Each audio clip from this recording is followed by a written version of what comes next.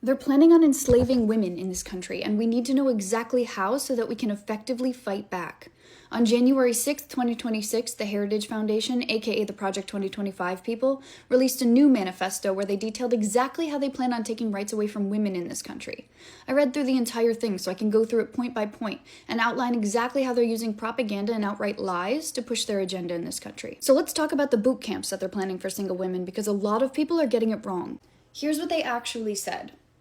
A related idea would combine several of these elements into a marriage boot camp for cohabitating couples with children. Successful completion of the program would mean that couples are ready to walk down the aisle at communal wedding by the end of the boot camp.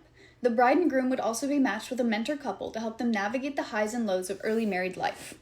Let's be so clear about exactly what they are suggesting, because while it is scary to think about the fact that they might take all of the singles of America and force us into some boot camp where we have to pair up and get married before we can leave, that's scary. But what they're suggesting is actually far more insidious, because what they said is cohabitating unmarried couples. And sure, they say cohabitating now because it sounds nicer, and because it's going to fly under a lot more radars if they say cohabitating couples, because if you think about it, you think about a counseling program that is supposed to make biological parents get married, then let's think about the actual reality of that in a world where women don't have reproductive control over their own bodies.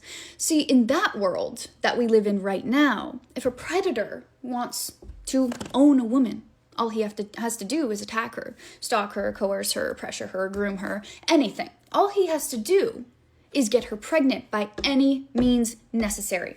And then she will be, by a system, forced into a counseling program that then forces them to get married. So now that woman is trapped with her abuser for life, because remember, they're also trying to get rid of divorce.